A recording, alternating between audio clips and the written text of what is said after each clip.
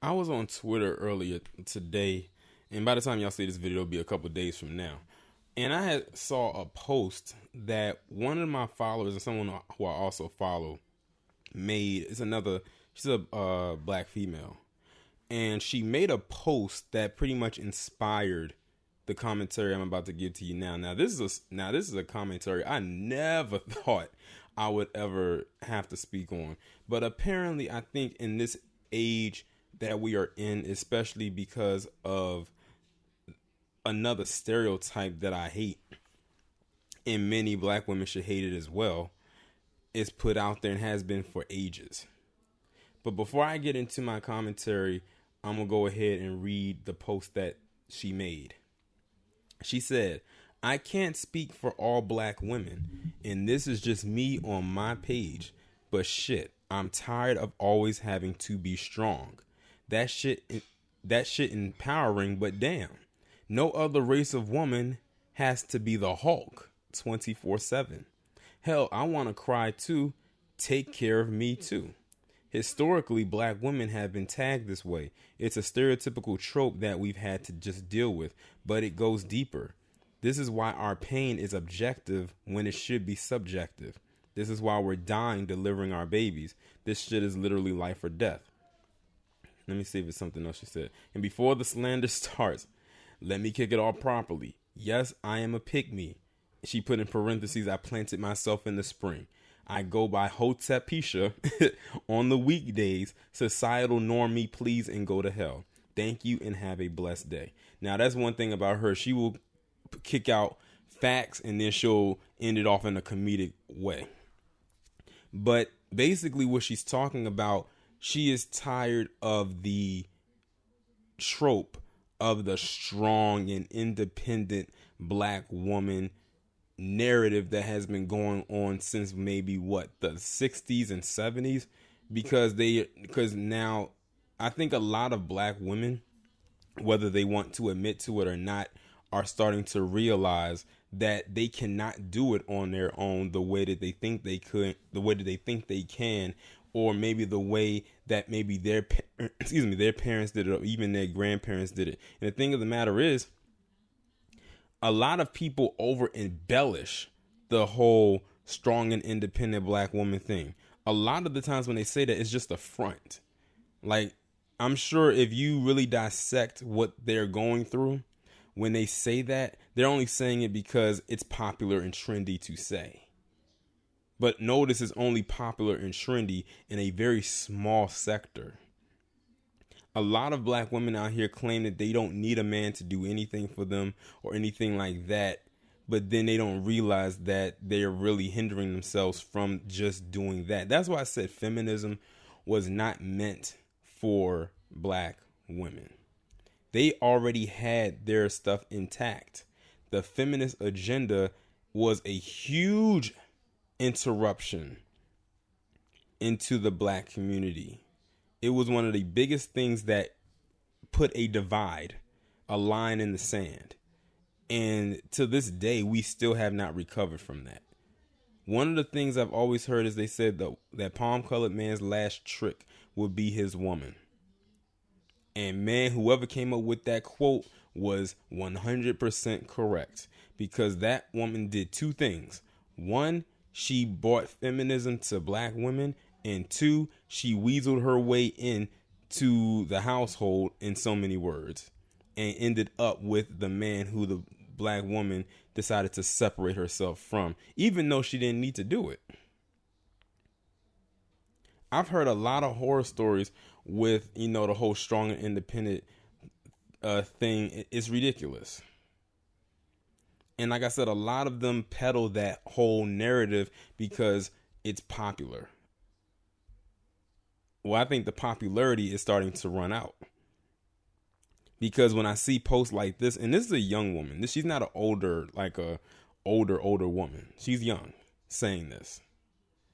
And she's saying for herself that she said she can only speak for herself. And I'm glad she said that, because as a collective, many are still on that tip. And I can't tell you how many times I get tired of hearing many black women, especially when Father's Day comes around, and say something to the effect of, I'm mommy and daddy. I raised you so and so and everything like that. There's no way that you can be mommy and daddy. You can only be mommy.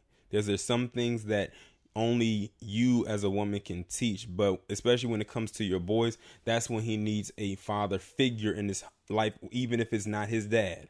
Maybe an uncle, an older male cousin, a grandfather, something, because there's some things that you just cannot do. Hell, even if you have a daughter, there's only certain things that you can do as far as your daughter do. Maybe a little bit more because she's another female, but she'll also need some guidance as well from her dad. And another thing that gets me too is because the whole strong independent thing that's been pushed out and fleshed out even in the media so much that a lot of black women start to internalize that and they run with it because they think that it'll make them look somehow superior. That's why I'm using this picture right here of a black woman wearing the Superwoman or the Supergirl, however you want to put it, costume. And I noticed that in her text, she said, no other race of woman has to be the Hulk 24/7. Keep that in mind. Think about the imagery of the Hulk right quick. A big, beastly being that the only way he gets to that point is to be angry. Angry. Another stereotype they love to throw on black women is the angry black woman. So the fact that she used the Hulk is almost like when a woman says she's strong and independent, don't need a man to do anything. She's going also from being Supergirl or Superwoman, but now she's turning into this beastly figure that is strong and can do anything. If that does not scare you, I don't know what will. This is a discussion that many black women are scared to have. But the reason why I'm doing is because the quote that the text that I'm reading this from is not from another black man. It's from a black woman. And even then you'll have some black women that will look at her in shame. She said it right there. She's a pick me. And I hate that term because basically a pick me is a black woman, a term that came up by black women to insult other black women whenever they come to the aid or to the defense of a black man. And then they also got the nerve to call them, on top of that, a mammy. I'm like, you're being the mammy right now. The thing is, who are you a pick me for? Because clearly it's not a black man. So not only are you acting out in unadulterated, unfiltered mammyism, but you also are clearly on the block of Bedwinchia. I cannot stand that pick me term with a passion. That's like literally top 5 terminologies that I hate with a passion. And as a black woman, you should feel insulted. Well, I guess you say it's a double-edged sword. If you love black men, you should be complimented. You should feel good about that. But also you should be insulted at the same time because basically they're trying to make you feel bad for actually loving black men or actually giving a damn about black men.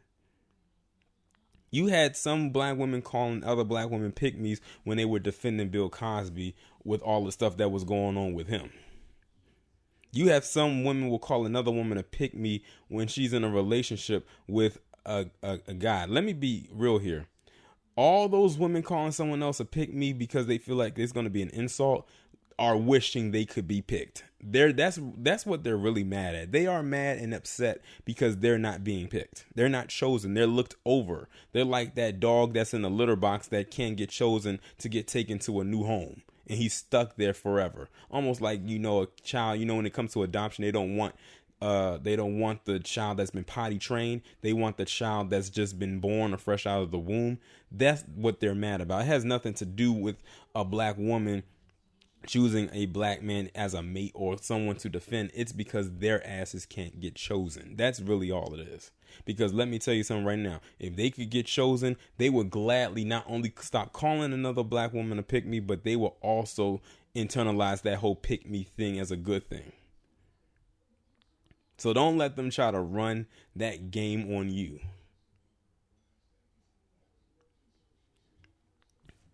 She also, like I said, she says she's tired of always having to be strong. Unfortunately, many women would go against that. Many black women will go against what she said there. She said she's tired of having to be strong, because what they'll come back and say is, well, if these men would just step up, then we wouldn't have to be strong. Well, if you would allow the men to be men, then you would not have to do all the footwork. You know what's so funny? A lot of black women love to say that they're strong and independent, can do this, that, and the third for themselves, but ask them to rotate a tire. Ask them to take out the trash.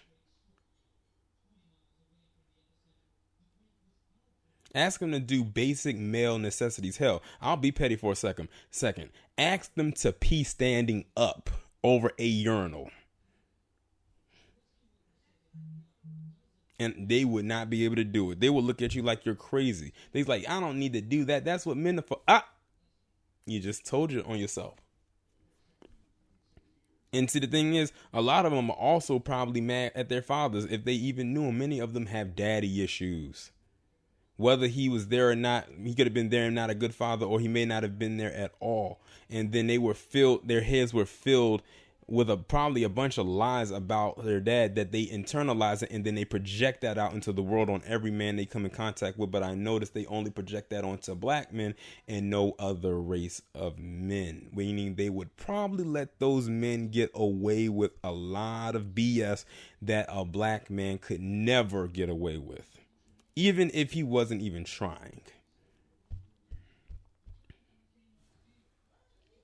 She basically said that being strong, she said it's empowering, but basically in so many ways, give it a rest.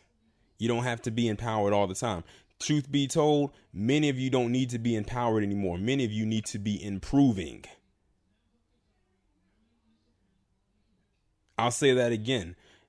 Many of you don't need to be empowered anymore. A lot of you need to be improving. And that's something that they don't like to talk about. I remember I was watching some clip, I forgot where it was, and some of you may have seen it, where this woman was talking, and I guess it was some kind of black women empowerment session, and she got up on stage and was talking about how she was a single mother. She had all these children with multiple men and how she couldn't handle it and stuff like that. I bet she thought she was strong and independent too.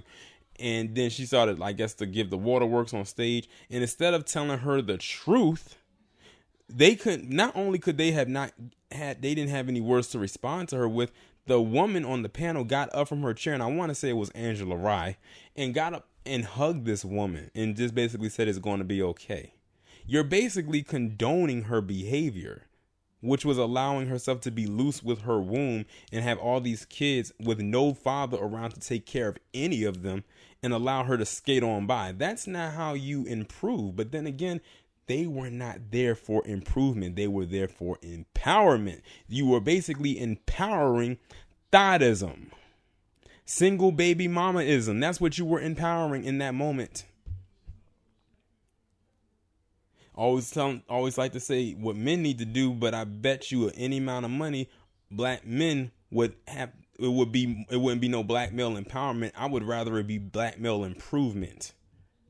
And see, the thing is, black men are put out there and they have to be a certain way because we're always held to accountability. And that's what many black women, unfortunately, lack, is that word accountability. It's like kryptonite for them. And look at the picture I have. Superwoman.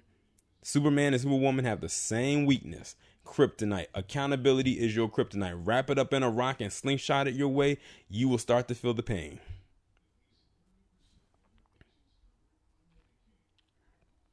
And why would you want to hold on to the stereotype of being strong and independent? Why would you want that? Don't you want companionship? Don't you not want to turn into a cat lady or a hoarder? I know it kills some of you sometimes when you're looking at all your friends that you went to high school with, went to college with, getting married, they sending you wedding invitations. and, you know, having families and everything like that. And meanwhile, you went stag. You couldn't even get a date to go with you to the wedding because you were strong and independent and can do it all by yourself. I remember I saw one time this one black woman actually got married to herself. She took strong and independent to the next level. She wanted to be alone so bad that she actually had a ceremony where she married herself.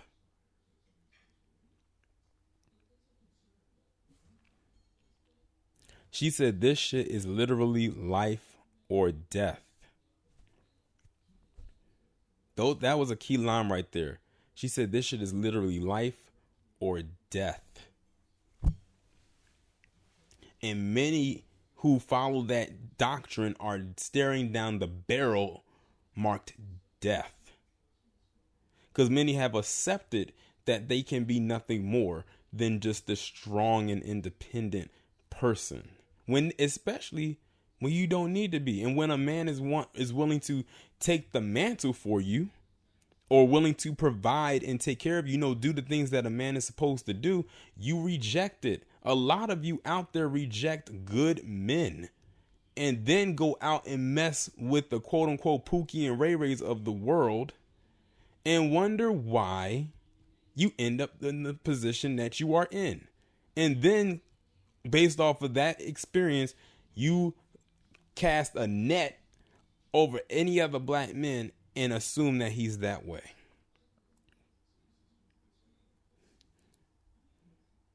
Let me see if there's anything else here.